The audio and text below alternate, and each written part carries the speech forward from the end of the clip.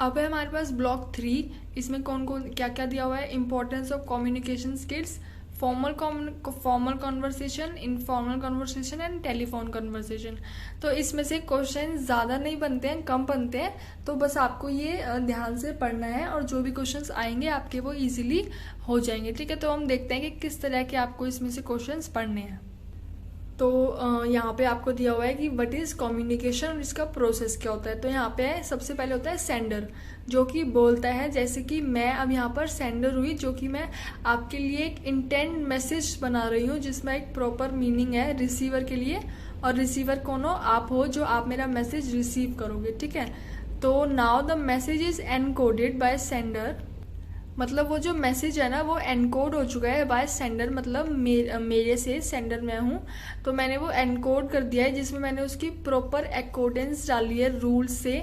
मैंने proper rules use करे हैं। ठीक है, लैंग्वेज के, जो भी मैं लैंग्वेज बोल रही हूँ, कैपेसिटी ऑफ द रिसीवर, मैंने आपका लेवल देखा है कि किस लैंग्वेज में आप अच्छी तरह से समझ पाएंगे, किस वर्ड्स को आप अच्छी तरह से समझ पाएंगे।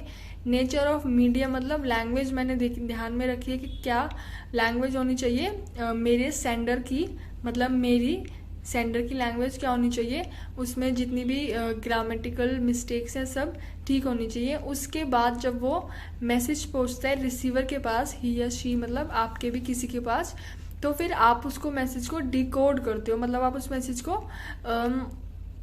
समझने की कोशिश करते हो कि क्या क्या रूल्स उसमें मैंने यूज़ करे हैं, मतलब कि एक सेंडर ने यूज़ करे हैं, कौन कौन से मैंने रूल्स यूज़ करे हैं। आप अपनी उसमें नॉलेज लगाओगे कि किस तरह से मैंने यूज़ करे हैं रूल्स, और क्या क्या मेरे प्रोटोकॉल्स रहे हैं वो मैसेज एनकोड करने में। उसके बाद आप उस मैसेज को डिकोड करोगे। Now depending on what and how much the receiver is able to understand, अब ये आप पे डिपेंड करता है कि आप कितना मेरी बातों को समझ पाए हो, उस बिहाफ पे आप मुझे फीडबैक देते हो। ठीक है, तो इसमें आपका आ गया the nature of feedback indicates whether the sender has been successful. तो अगर आप मेरी बातों को समझ पाए हो, मतलब मैं सक्सेसफुल हूँ। अगर आप मेरी बातों को नहीं समझ पाए, तो मतलब जो मैंने मैसेज एनकोड किया है वो सही नहीं है। तो ये हुआ हमारा प्रॉपर प्रोसेस के एनकोड कैसे करते हैं, क्या यूज़ करते हैं रिसीवर में, क्या वो कैसे मैसेज डिकोड करता है, देन क्या उसका फीडबैक रहता है। ठीक है, देन यहाँ पे आपको एक प्रॉपर ये दी हुई है टेबल, इसको आप देख सकते हैं। ठीक है, ये आपका इंपॉर्टेंट है। देन यहाँ पे हम देखते हैं कि इसके बाद क्या इंपॉर्टेंट है। देन है हमारे पास 7 C's ऑफ कम्युनिकेशन। इसमें हम देखते हैं कि हमारे पास क्या है।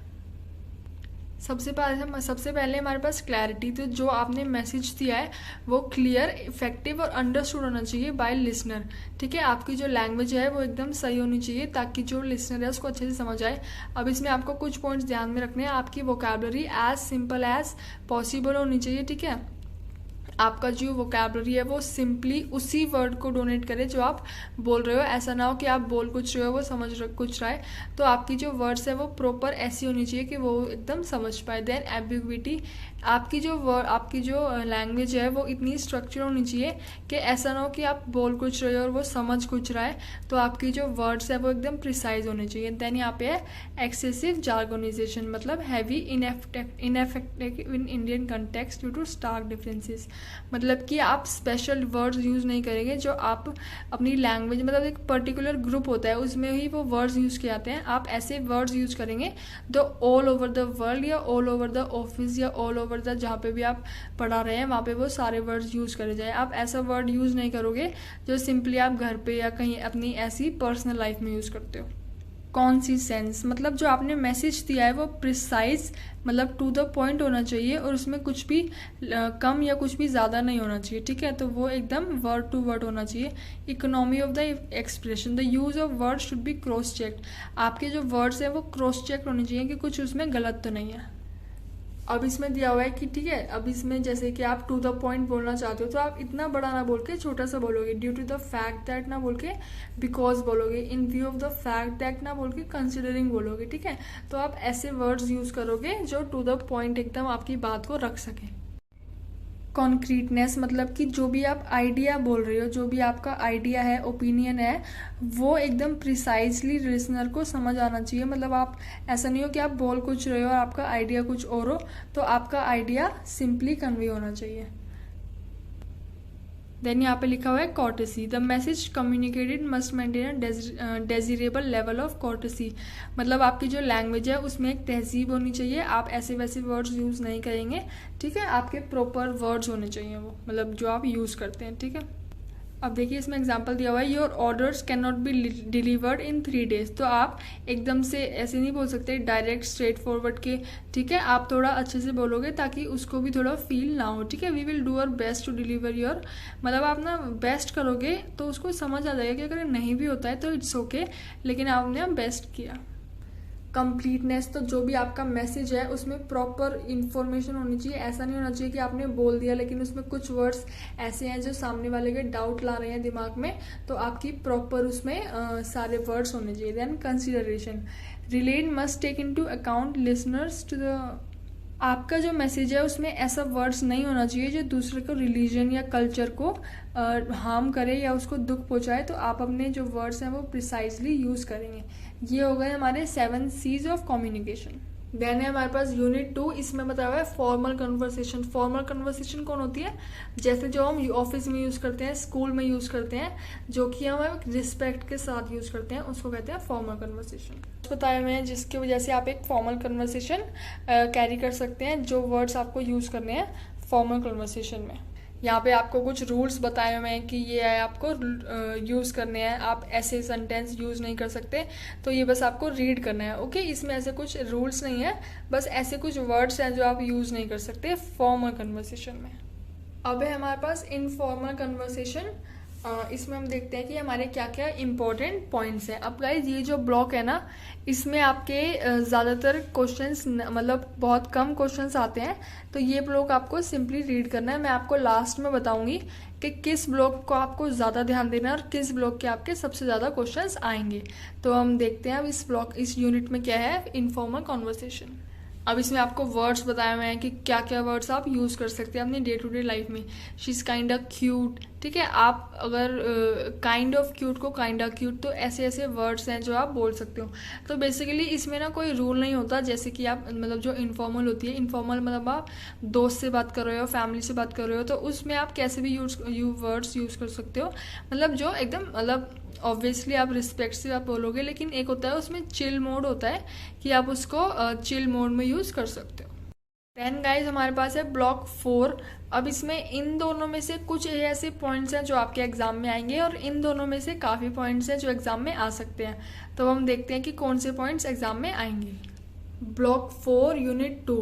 यूनिट 1 में ऐसा कुछ मेन नहीं है जो एग्जाम में आ सके, तो हम सीधा ब्लॉक 2 में आए हैं। अब इसमें देखते हैं कि इसमें हमें क्या पढ़ना है। सबसे पहले हमें पढ़ना है रिदम, ठीक है। इसकी आपको डेफिनेशन आनी चाहिए क्योंकि एग्जाम में 5 मार्कर्स में आ सकती है और मे बी 10 मार्कर्स में भी आ सकती है, ओके। तो आप इसकी डेफिनेशंस पढ़ेंगे। BEGLA 137 में आपने पढ़ी होगी ना डेफिनेशन रिदम की, तो फिर आपके लिए ये इजी हो जाएगा। देन यहाँ पे है स्ट्रेस, इसकी डेफिनेशन आप पढ़ेंगे। स्ट्रेस का बेसिकली ये मतलब है कि किस सेंटेंस पे या किस अल्फ़ाबेट पे आपको स्ट्रेस डालना है, उसका प्रॉपर मीनिंग कन्वे करने के लिए। तो ये हो गया हमारा स्ट्रेस। इसमें आपको सेंटेंस बताए हुए हैं कि किस सेंटेंस में आपको स्ट्रेस डालना है।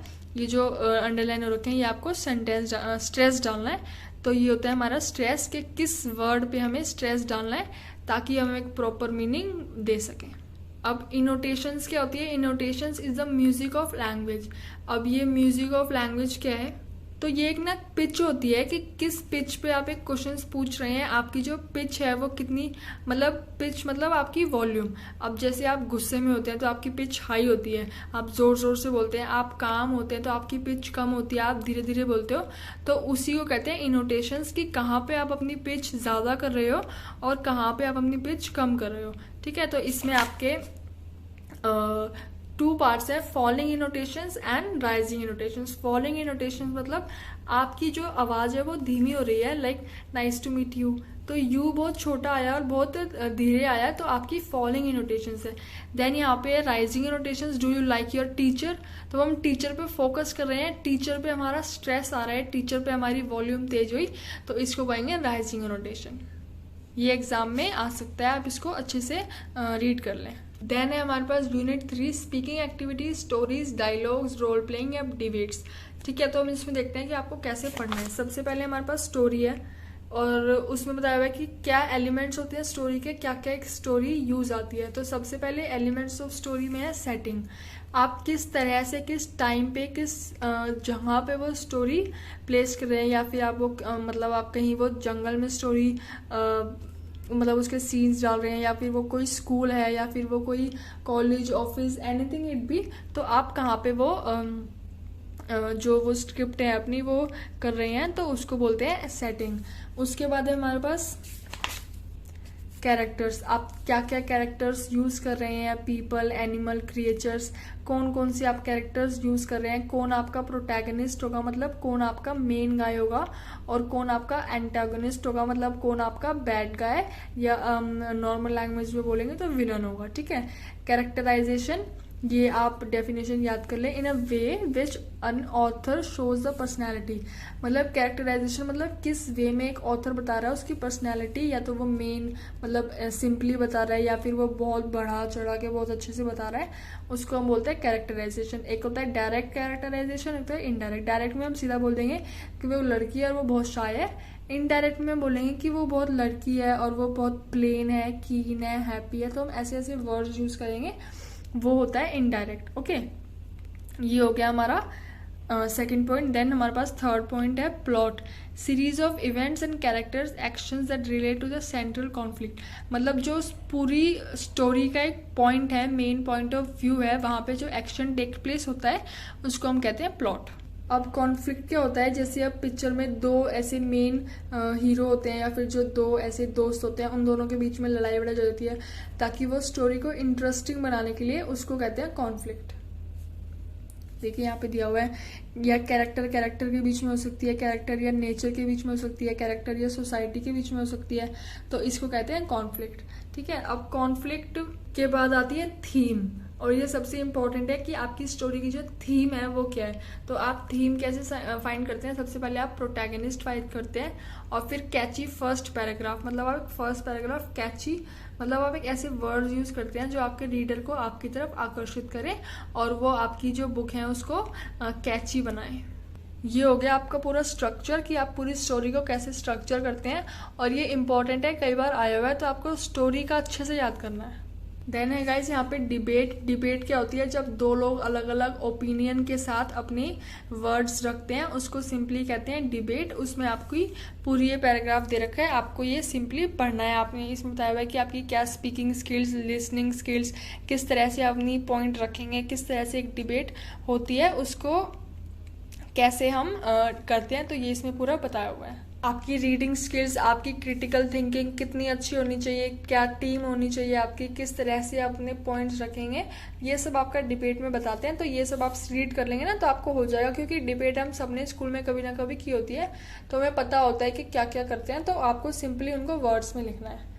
फिर है हमारे पास यूनिट 4, इसमें हम देखते हैं कि हमारे पास क्या जो है मेन है, meetings. A meeting is a gathering of 2 or more people who come together for the purpose of achieving a common goal.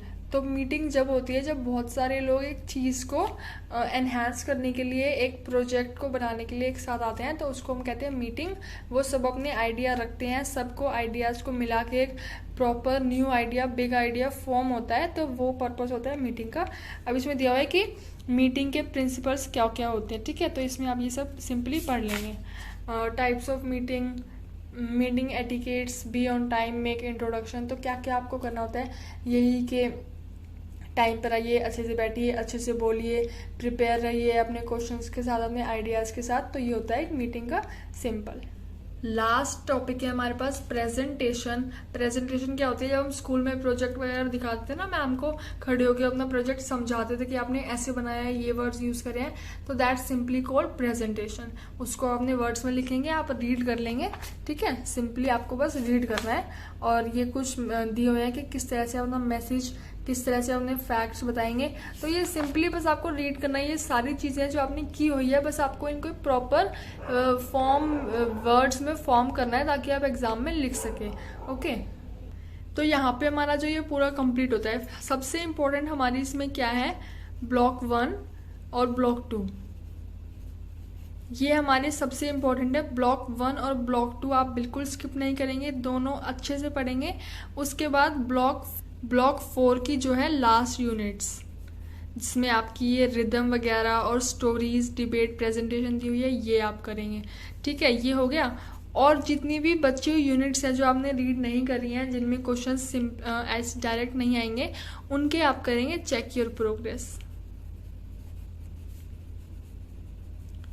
Okay, तो इसके बाद जो भी आप ये सब करेंगे, आपका जो एग्ज़ाम है उसके लिए आप एकदम रेडी हो जाएंगे। याद रखिए, ब्लॉक 1 एंड ब्लॉक 2 में से मोस्टली ज़्यादातर क्वेश्चंस आएंगे, तो आपको ये अच्छे से करने हैं। उसके बाद ब्लॉक 4 का लास्ट जो बीच के ब्लॉक हैं, आपको उनको सिंपली रीड करना है बस। तो ऐसे आप करेंगे तो आपका पूरा कंप्लीट हो जाएगा। और मैं आपके लिए जो प्रीवियस ईयर पेपर है ना, वो डाल दूंगी, और पैटर्न लगभग सेम ही होगा इस बार भी। तो आप वो प्रीवियस ईयर क्वेश्चन अच्छे से देख लें, पढ़ लें किस टाइप के उसमें क्वेश्चंस आए थे। Okay guys, bye. Like, share and subscribe my channel, और सारी वीडियोस आपको प्लेलिस्ट में मिल जाएंगी, तो आप देख लें। Okay, bye.